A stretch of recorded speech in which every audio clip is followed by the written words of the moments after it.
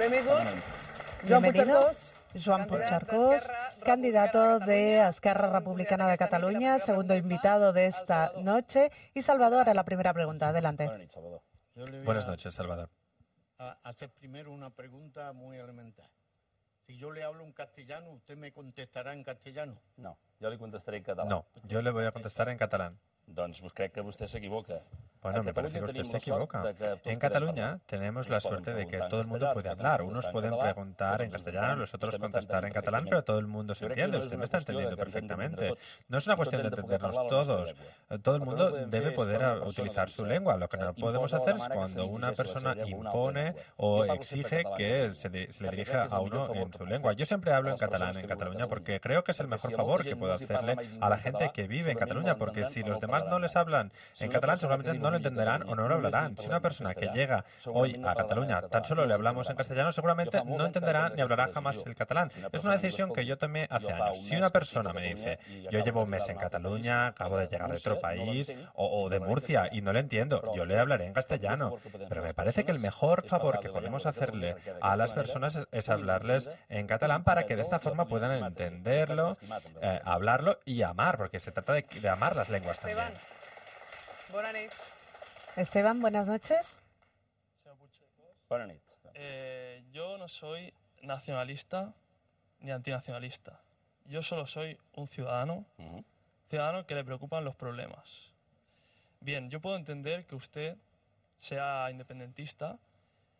Lo que veo un poco irresponsable por su parte es que una época en la que estamos, actual, de esta crisis tan fuerte, no aparque el independentismo para resolver los problemas reales de los ciudadanos. Ahora bien, mi pregunta es la siguiente.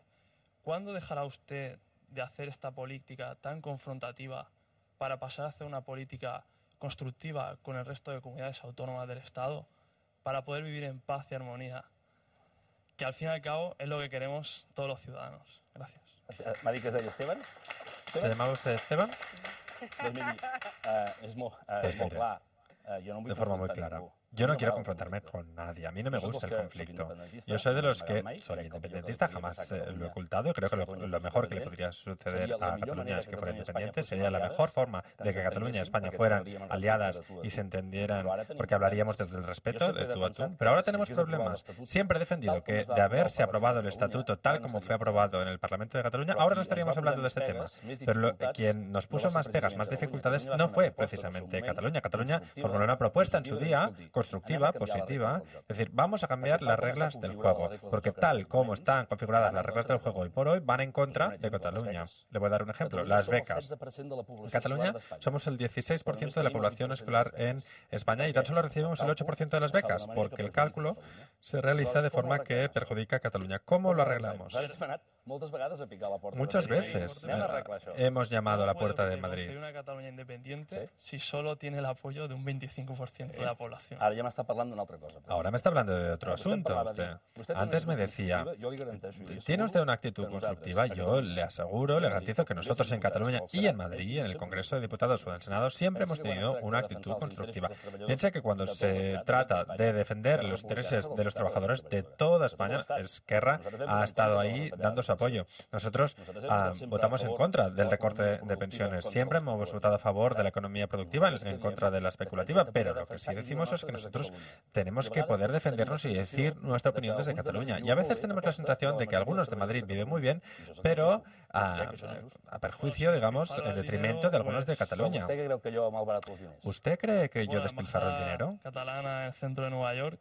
Yo le explicaré, si vol, yo le puedo explicar y de hecho le agradezco que me formule esta pregunta. Las famosas embajadas catalanas, que son delegaciones del gobierno catalán, no son de este gobierno. Los gobiernos de Convergencia también las tenían. El gobierno de la Generalitat Valenciana también las tiene, que de hecho lo que hacen es trabajar en comercio exterior.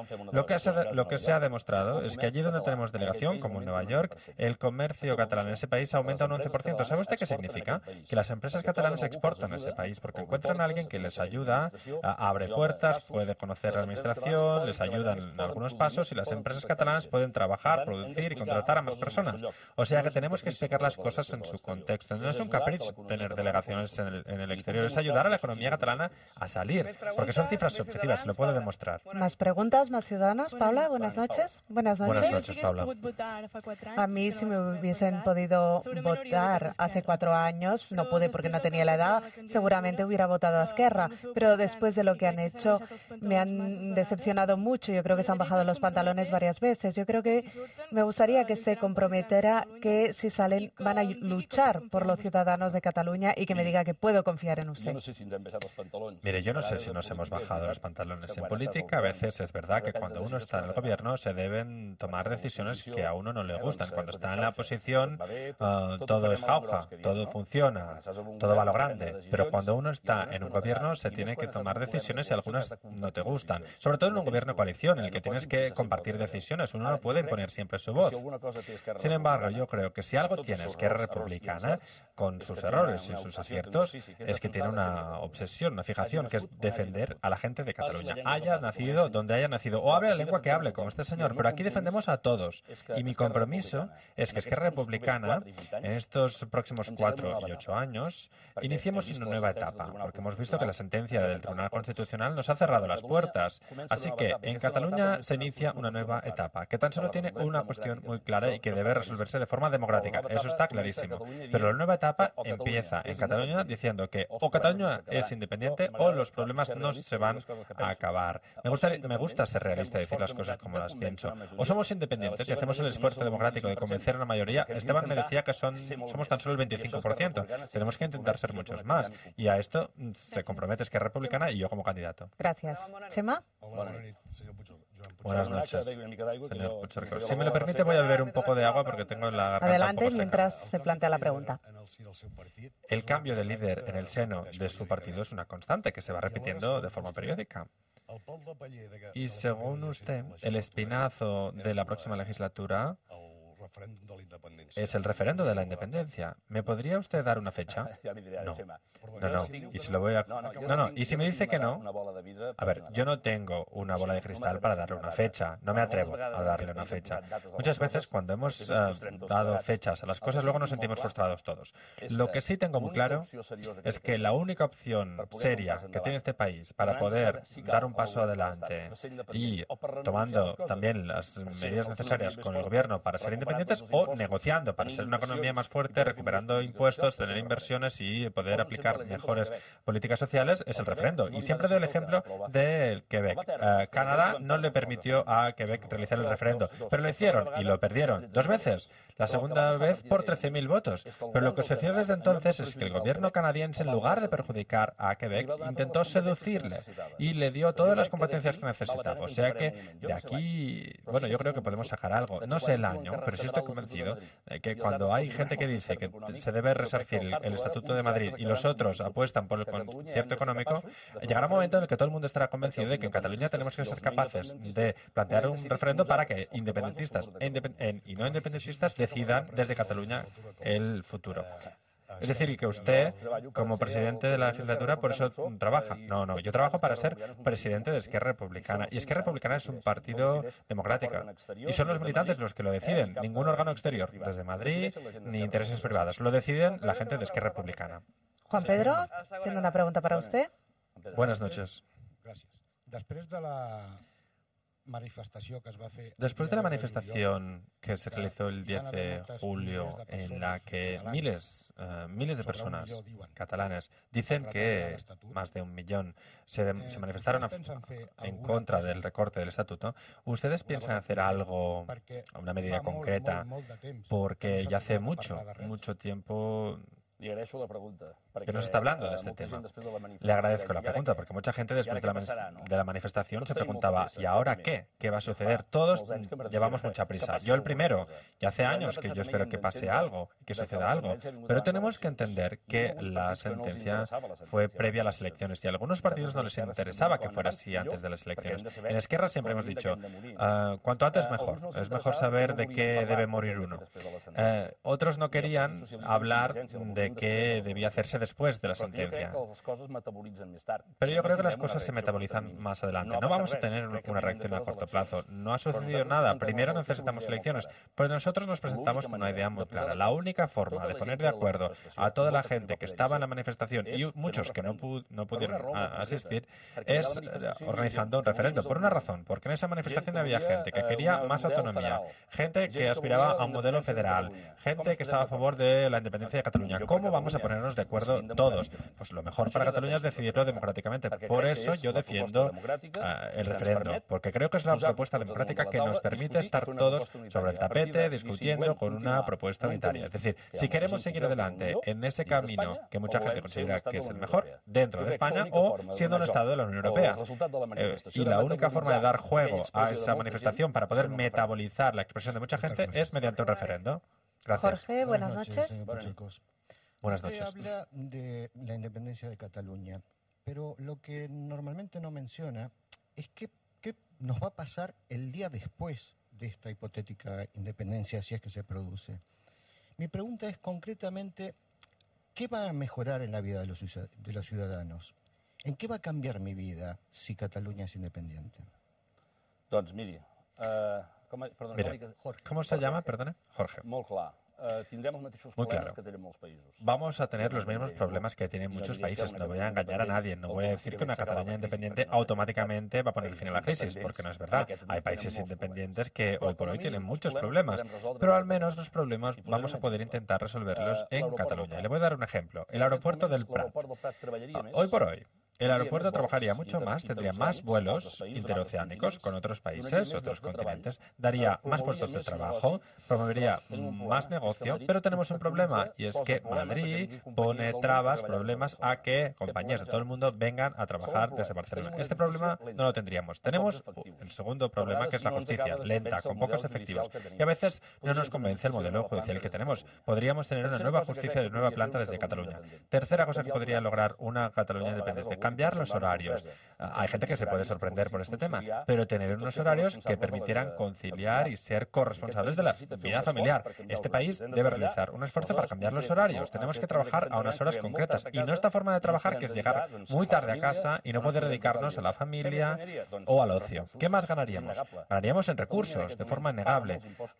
En la actualidad, Cataluña paga muchos impuestos, muchos. Empresas, familias, autónomos. Cataluña paga muchos impuestos que van destinados a Madrid y una parte mínima se nos devuelve. Esto se resolvería. Problemas tendríamos, pero intentaríamos resolverlos nosotros. Cuando una persona es mayor de edad, porque es madura, no necesita que sus padres, tíos o protectores le resuelvan los problemas. Cuando es mayor, se los soluciona él o ella misma. Pedro también tiene una pregunta para usted. Buenas noches. Mi pregunta es la siguiente. Yo soy un empresario catalán, de modo que en el supuesto que se alcance la independencia, me gustaría saber si usted ya cuenta con la opinión de los empresarios. ¿Se han consultado a empresarios catalanes, españoles, multinacionales que están presentes en el país?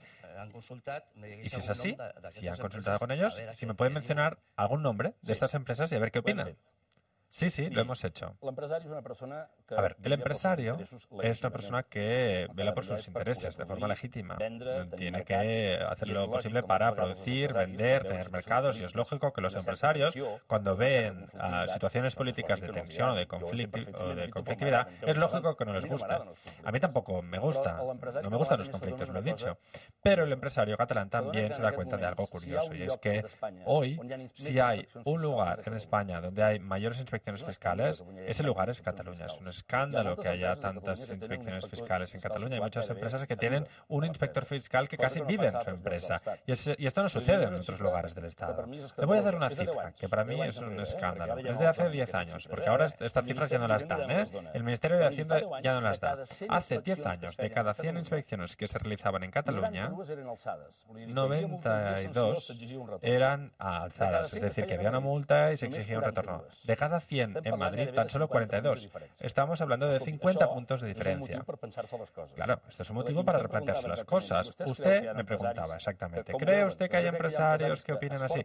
Pues yo creo que hay empresarios que exportan, que han salido fuera, que entienden que el mercado español es muy importante, pero que piensan que tienen que ir más allá, porque las empresas catalanas que funcionan hoy por hoy son las que exportan, y exportar no es fácil, a las pymes les resulta difícil y es lógico, pero también han entendido que el mercado español hoy por hoy es un mercado muy difícil por la crisis, y aquellas que tan solo dependen del mercado español van a tener problemas. De modo que, a medida que la economía catalana se vaya abriendo, internacionalizándose, se exporta más, la independencia da menos miedo porque lo ven como una oportunidad. Sí, pero mi pregunta concreta es, ¿ustedes han consultado con los empresarios? Sí, sí, sí. Y cada vez hay más empresarios a favor de la independencia. No voy a darle marcas, no estoy aquí para hacer publicidad. Pero entre usted, por ejemplo, en la página web del Centro Catalán de Negocios, un grupo de empresarios, y verá usted la lista de empresas, de empresarios que avalan la consulta independentista. Gracias. Daría, buenas noches. Buenas noches. Mi pregunta es muy sencilla. Con su partido, en su partido todo el mundo sabe que ha habido un desastre. Ha habido gente que se ha ido, simpatizantes que se han volado, militantes que se han dado de baja. Esto, lógicamente, representa una visión de que pueden reducir el número de votos que pueden recibir. En el caso de que recibieran, que será así, menos votos, y ustedes, para seguir participando de forma muy activa en el gobierno, ¿estarían dispuestos a pactar? ¿Y con quién? ¿Con quién y con quién no? Bien, lo que suelo decir siempre a la hora de definirme, y creo que el 100% de los hombres y mujeres de Esquerra también se definen, nos definimos como demócratas. Antes de que de izquierdas, derechas, catalanistas, independentistas, españolistas, autonomistas, somos demócratas. Y tenemos que aceptar el juego democrático. De modo que el primer partido que tenga más votos, que gane, será el que esté obligado a hablar con los demás. Nosotros estamos dispuestos a hablar con todos, repito, sin prejuicios. Pero claro, hay cosas que cuesta hacer cuadrar. Nosotros con el PP pues estamos muy lejos porque defendemos cosas muy distintas. Ellos tienen una opción de economía más de derechas, más liberal, nosotros más social, más a favor de los trabajadores, nosotros defendemos una idea de Cataluña independiente, el Partido Popular es todo lo contrario. Sin embargo, nosotros podemos hablar con los distintos partidos catalanes y sentarnos a hablar. Lo que decimos es que hay dos cosas que para Esquerra son muy importantes para poder hablar y sumar, construir y tirar adelante. La primera es no dar pasos atrás en política social, porque no nos hemos dado cuenta de lo que hemos logrado en este país estos años. En los últimos 10 años hemos aumentado 1.200.000 personas, que se dice rápido, y aún así hemos tenido más guarderías, más personas en la red educativa para cubrir ese déficit que se podría generar, y hemos desplegado la ley de servicios sociales con dificultades, pero lo hemos hecho. No se puede hacer o dar marcha atrás, sobre todo en cuanto a la educación, que es lo más importante de un país. No podemos dar marcha atrás. Nosotros pactaremos, colaboraremos y construiremos país con aquellos que no den marcha atrás. La segunda cosa que decimos, y ya lo había mencionado antes hace un momento, nosotros decimos que después de la sentencia del Tribunal Constitucional, la respuesta democrática, serena y tranquila es organizar un referendo. Y con estas condiciones hablaremos con quien sea y ayudaremos a quien sea. ¿Eso significa que pactaría con el PP? No, se lo he dicho. Yo creo que el Partido Popular ahora no está a favor de un referendo por la independencia. No creo que el PP esté a favor de un modelo educativo inclusivo para trabajar. Hemos visto un tema, por ejemplo, para el que Esquerra Republicana es muy sensible, la inmigración. Nosotros estamos muy lejos de cómo enfoca el Partido Popular la inmigración. Porque lo que está haciendo el Partido Popular es criminalizar a las personas que han llegado a nuestro país. Me ha quedado claro. Miriam, adelante con tu pregunta. Buenas noches. Si el señor Montilla ha dicho muy a menudo que no quiere pactar, si gana. ¿Usted, si se lo pidiera, quiere pactar con él? No. A ver, no es así como funciona, si me lo permite. Esto funciona de otra forma. ¿Qué dice el señor Montilla? Yo creo que el señor Montilla se equivoca. Tiene el derecho de hacer su política. Solo faltaría, es de otro partido, el Partido Socialista. Él lo que dice es: Yo quiero abrazarme a Madrid, al Partido Socialista Obrero Español, y renuncio a ser un partido estrictamente catalán. ¿Qué significa estrictamente catalán? Pues tener margen de libertad de voto en Madrid, porque lamentablemente muchos de los problemas de Cataluña se resuelven en Madrid. Los impuestos, una parte importante, se trata en Madrid. Política laboral, la energética, pensiones, todo se discute en Madrid. Cuando un partido catalán dice, no, yo renuncio a tener voz propia en Madrid, yo creo que se equivoca. Yo lo que quisiera, y me estaría haciendo la competencia, pero yo lo que quisiera es que el Partido Socialista tuviera más libertad en Madrid, porque es bueno para Cataluña y la fortalecería, pero han decidido que no sea así. O sea que es muy difícil cuando el señor Montilla dice que no quiere tener un referendo, cuando dice que no quiere plantarle cara a Madrid, cuando dice que espera que podrá rescatar lo que nos ha quitado el Tribunal Constitucional negociando con Zapatero, es muy difícil que nos entendamos. El Partido Socialista en los últimos 7 años ha hecho un gran esfuerzo de defensa de Cataluña, lo reconozco, pero ahora me parece que han decidido, no sé por qué, sus razones legítimas tendrán, abrazarse a Madrid. Y es un error, no es bueno para Cataluña. En Cataluña lo que necesitamos es que todos los partidos defiendan los intereses de la gente de aquí en Madrid. Gracias. También. Señor Puigcercós, por aquí. Buenas noches, señor Puigcercós. Buenas noches. Ustedes y su partido votaron en el Parlamento la prohibición de las corridas de toros.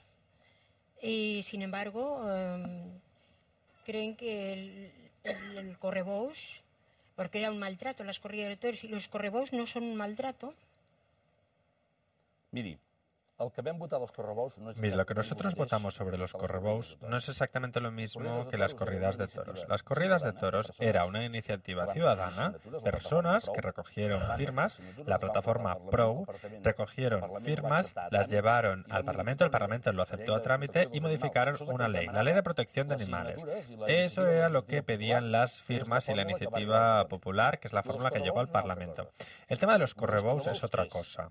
Los correbous, o los cierros populares, es el hecho de que el Departamento del Interior tenía que establecer un reglamento y durante 4 años no lo hizo. ¿Por qué? Porque estos encierros, llamados correbous, forman parte de un departamento llamado Juegos y Espectáculos, dentro del Departamento del Interior, se llama así. Tenían que establecer un reglamento para aplicar la Ley de Protección de los Animales en estos encierros, para impedir los malos tratos a los toros. Y al final, el Parlamento decidió hacerlo como ley, se aprobó la ley. La ley no discutía si prohibíamos o no esos correbous, sino que decía cómo aplicar la Ley de Protección de los Animales a estos encierros y cómo aplicar el reglamento para evitar los malos tratos, porque en este caso la frontera entre corridas y correbous es la muerte del animal, pero es verdad que, tiene usted razón, que se aplique en el caso de los correbous, pues que no haya malos tratos a esos animales, y es así.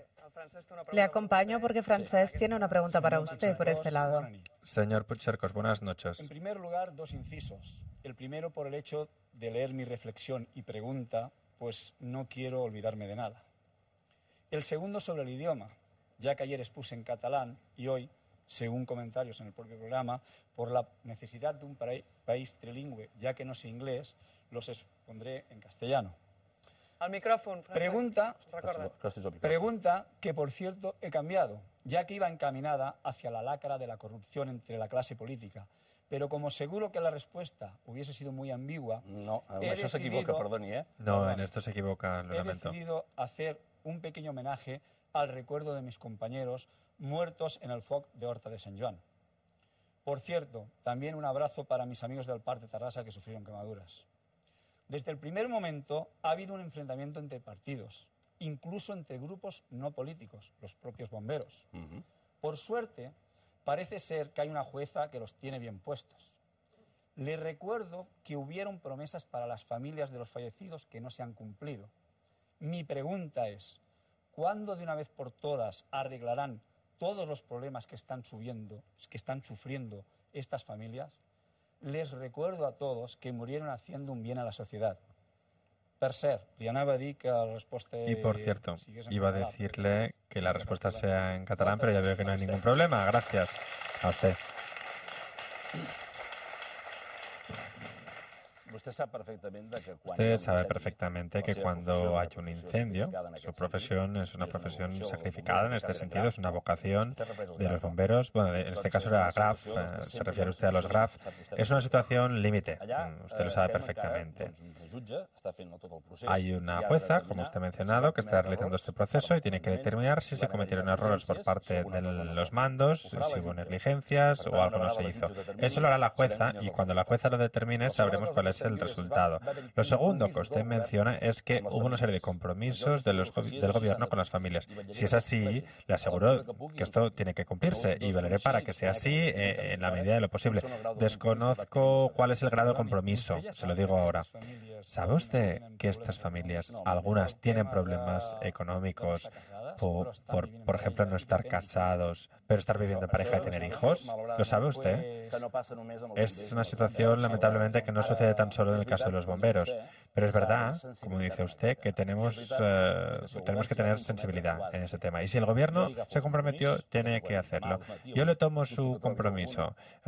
Hoy no encontraré a nadie. Pero mañana, por la mañana, me voy a ocupar de forma personal para ver cómo está este tema. Porque si hay un compromiso, el gobierno se tiene que cumplir. Y la tercera cosa que me gustaría decirle, yo creo que debemos cambiar una actitud de la comisión que se organizó en el Parlamento. Yo saqué mi propia conclusión, yo hice el seguimiento de esta comisión y he llegado a la conclusión de que a veces todos tenemos una visión sobre el fuego, sobre el incendio, los incendios forestales en concreto, que es una visión urbana. Cuando vemos un incendio, todos queremos que se apague de inmediato. Y quizá deberíamos empezar a plantearnos que en un país en el que hay un 30% de masa forestal, en Cataluña, aunque no me parezca, sobra un 30%. Hay un 30% excedente. No tenemos que poner en riesgo las vidas de las personas y hacer las cosas de forma distinta. Es una de las conclusiones que sacaron, me parece a mí, algunos de sus compañeros del GRAF en la comisión y yo tomé nota. A ver si es verdad y se da un poco de prisa. Pero había otra pregunta en lo que usted ha dicho, que es sobre la corrupción. Quería hablarle de la corrupción, pero como me va a salir con evasivas, pues no, yo quiero hablar de este tema. No, todos los políticos van dando bandazos, pero la primera pregunta sobre la corrupción era, a ver, en la calle todo el mundo habla de la corrupción y del amiguismo de los políticos. Si uno empieza a ver las noticias o la prensa, este mismo domingo me parece que fue El Mundo, si no me equivoco, en El Mundo salió un reportaje de pues lo que cobra cada uno, del amigo que han colocado no sé dónde, de lo que se cobra en dietas, que de hecho ayer salió el tema, pero mira por dónde, como tan solo se puede tener un cargo, un sueldo, pero de las dietas no se habla, eso es mucho dinero. Puede usted preguntárselo a cualquier ciudadano de la calle. Pues voy a intentar rápidamente responder ese tema.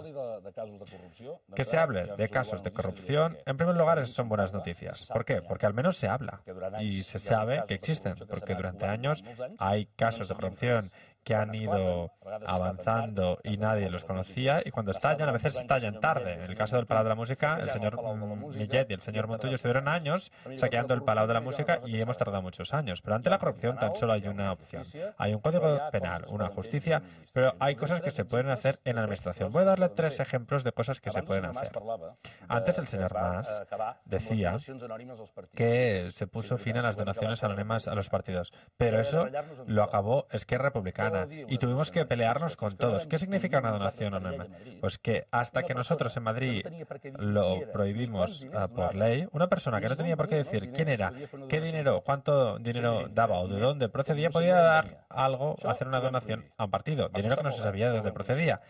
Esto lo prohibimos. Costó, pero lo logramos. Con 3 cosas importantes. Primero, ahora tenemos que tener una ley que en algunos países ya funciona, la ley de acceso a la información en los Estados Unidos o en el Reino Unido. Cualquier persona, cualquier ciudadano debe poder preguntar y el gobierno responder en 30 días sobre cualquier trámite o decisión. Le aseguro que así las administraciones son más estrictas porque tienen que ser transparentes. Segunda cosa, un pacto de integridad. Las empresas que trabajan para la administración se acaban pagando una comisión a terceros, a un partido o a una persona de la administración para adjudicarse una obra o un concurso, jamás volverán a trabajar para la administración.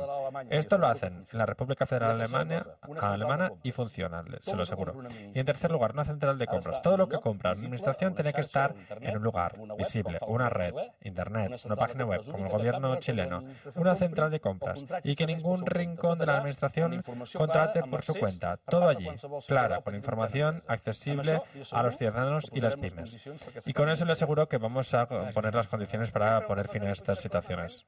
¿Más preguntas para el señor Puigcercós, Manuel? Buenas noches. Buenas noches. Tenía una pregunta. Teniendo unos conocidos que hace 30 años se casaron, tenían una casa acomodada a sus necesidades, ¿no? Entonces estos señores, llegó un día que se fueron de vacaciones y al regreso de las vacaciones se encontraron que le habían cambiado la cerradura y tenían unos ocupas dentro de su casa. Después de reclamar por muchos sitios, no hubo manera de que le dieran solución. Buscaron un abogado que les ha llevado el caso, teniendo que pagar a todo esto, agua, luz y terminar la hipoteca que no la habían terminado. Pues ahora al cabo de los 8 años le devolvieron la vivienda, pero bueno, se la devolvieron con mucha basura dentro del interior, con heces, bolsas y escombros. Entonces, ¿qué medidas propone usted para que se resuelva en un periodo mucho más... ¿Cuánto temps fa que li va passar a aquests senyors, això? ¿Cuánto hace que sucedió esto? Això fa 8 anys. Bueno, hace 8 años. Això va passar, gent que llogava el pis... Esto sucedía. La gente que alquilaba el piso, luego arrendaba, la gente no pagaba, pero la ley ahora se ha modificado. Ahora la ley ya está solventada. Ahora depende del juez. Y aquí tenemos otro problema. Aquí está el problema. Ya no es una cuestión de legislación porque esto ha cambiado. Cuando una persona está en un piso o una vivienda y no paga o está ahí de forma ilegal, el desalojo es mucho más rápido y efectivo. Pero tenemos un problema. Y es que la justicia se encalla, es decir, que la orden tarda en llegar. Y este es el problema que antes mencionaba. Antes hablaba del problema judicial. Y es un problema de lentitud judicial. La fiscalía, etcétera, pues tienen pocos efectivos, son lentos y poco eficientes. Y mientras tanto, pues hay gente que se encuentra en estas situaciones. Esto ahora ha cambiado. Lo que necesitamos es que el sistema judicial funcione y sea más eficiente. Gracias. Antoni también tiene una pregunta para usted.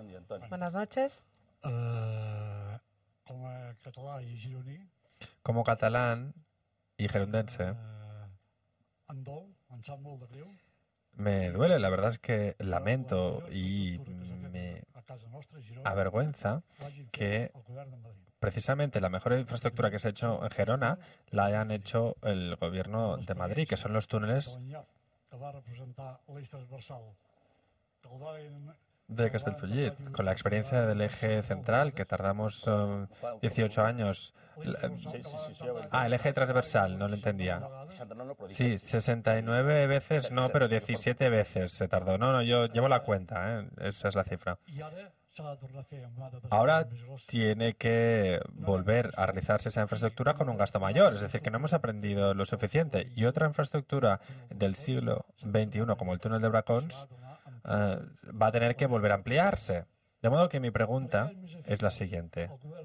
¿Por qué es más eficaz el gobierno de Madrid que el nuestro a la hora de buscar soluciones democráticas y efectivas? Me gusta la pregunta porque es muy sencilla, porque tiene el dinero, los recursos, los presupuestos generales del Estado, el Ministerio de Fomento, y nosotros tenemos un sistema de financiación que, en definitiva, es raquítico y nos perjudica, y es así.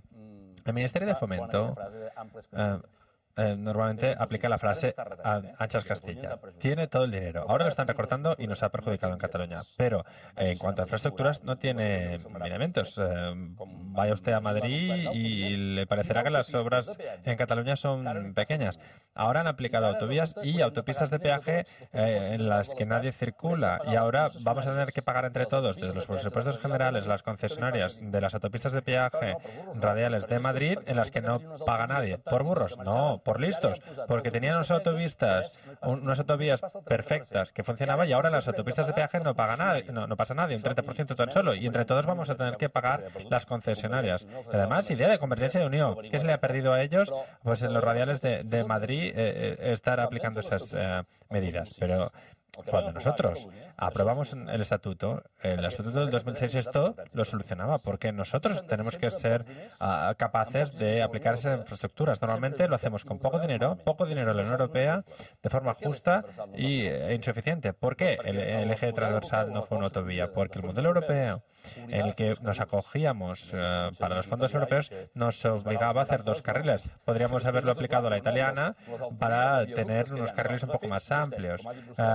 Pero no, se hizo de forma justa y, como ha dicho usted, tarde, mal e inaugurado 17 veces. Tenemos un problema. Cuando antes me preguntaban qué ganaría Cataluña siendo independiente, pues esto lo solucionaríamos nosotros y rápido. Le aseguro que la Nacional 2 hacia Gerona, una vez más, ha sido interrumpida. Y así vamos. Un año sabático. Mira, un año sabático. Estamos en año sabático, o están en Cataluña, hace muchos años, y en Gerona más. Voy a darle una cifra que debería hacernos pensar. Cataluña, el año 92, organizó unos Juegos Olímpicos. El 88, 89, 90, 91, 92, aunque organizamos unos Juegos Olímpicos en Cataluña, tuvo más inversión en carreteras y ferrocarril Madrid que Barcelona y toda Cataluña, ¿eh? O sea, que pensemos en eso. Tenemos tiempo para una última pregunta que Nuria se la planteará. Nuria, buenas noches. Buenas noches. El ideario de su partido defiende la independencia, la autodeterminación, el poder de decidir, ¿no? Si no me equivoco, ¿sí? Sí, lo dice bien. Bueno, pues de alguna manera yo no comparto la adscripción al independentismo de su partido, pero sí comparto el mismo discurso, los mismos conceptos en cuanto a la vía independiente. Es decir, yo defiendo también la autodeterminación, la independencia, el poder de decidir de las personas. Correcto. Lo que no acabo de entender en este caso, que el Departamento de Atención Social y Ciudadanía, con la dirección de Capdevila y su partido, este ideario no lo han defendido para nada. En el momento en que no deja decidir a las personas respecto a las políticas sociales que ustedes defienden, a poder decidir la opción de vida que la persona quiere, porque privilegia las residencias ante otro tipo de opción, como por ejemplo sería el de vivir en su casa con total dignidad. ¿Me lo podría explicar? Yo no comparto lo que usted dice. De hecho, no es el derecho a decidir. Pero no da igualdad de oportunidad. Evidentemente, en una sociedad lo más eficiente es que la gente viva en casa. En eso estamos de acuerdo. La gente tiene que poder vivir en casa, vivir con su familia, y tenemos que ayudar a la persona y a la familia también. A veces tan solo hablamos de la persona, deberíamos hablar de la familia que cuenta con una persona que no tiene suficiente autonomía personal. Pero en ningún caso el Gobierno de Cataluña o el Departamento de Acción Social obliga a la gente a escoger. Es un problema muy sencillo. Con la ley de dependencia y de servicios sociales que se ha despegado, ahora tenemos 140.000 personas que se benefician de esta ley. La mitad, antes de la ley de dependencia, ya tenían ayudas. Eso significa que hemos añadido casi 70.000. El Gobierno de Madrid tan solo había calculado, cuando hizo la ley de la dependencia, que en Cataluña habría 30.000 y ya llevamos 70.000 y hay muchos miles que están esperando. ¿Esto qué significa? Que ha habido muchos problemas a la hora de evaluar, porque ha habido mucha gente que se ha presentado para poder recibir la ayuda y quizá en algunos casos la residencia ha ido por delante de la atención domiciliaria. Segundo, el Gobierno de Madrid se comprometió a que a cada persona que se ayudara, por cada €1,50 de Madrid, el Gobierno catalán debería añadir €1,50 más. No ha sido así. El Gobierno de Madrid solo pone €1 y el departamento de la señora Capdevila tiene que poner 2. De modo que no hemos podido llegar a todos de la misma forma. Pero se ha ido trabajando. De 140.000 personas, el 50% no había recibido jamás una ayuda y tenemos que seguir adelante. Antes hemos dicho que una de las condiciones para pactar con otros partidos es no dar marcha atrás. Tenemos que hacer los números y también estirar los presupuestos como un chicle, porque no vamos sobrados. Vamos a tener que estirar esos recursos como un chicle para poder seguir y atender a todas las personas. Pero usted tiene razón en una cosa. Lo mejor que podemos hacer es atender en casa. Pero a veces no se puede, porque esos presupuestos se tienen que adaptar a las necesidades. Un inciso. Yo entiendo que lo que me está explicando es la progresividad para poder llegar a toda la población. Pero yo lo que le comento es una pregunta muy concreta que hice ayer mismo al Sí, me han hablado de esta pregunta. Entonces es fácil ver que no estamos hablando de cómo estirar la financiación, sino de la financiación que ahora mismo hay encima de la mesa. Una cosa muy concreta, quiero que alguien se comprometa. ¿Por qué no se invierte el mismo dinero que hay para que la gente pueda vivir en su casa? En lugar de una residencia. Se están invirtiendo recursos en atención domiciliaria. Posiblemente faltan más. Yo lo he dicho, la señora Carme Capdevila piensa lo mismo. Lo mejor es que la gente pueda estar en casa. Si usted me dice, quizá necesitan más recursos la atención domiciliaria que las residencias, lo discutimos. Pero es sencillamente esto. Si el coste de una residencia es de 1.200 euros, lo podemos invertir en vivir en casa. 3.200. Muy bien, pues lo vamos a tener en cuenta. Se ha acabado el tiempo. Muchísimas gracias. Gracias, señor Puigcercós. 22 preguntas. 22 respuestas.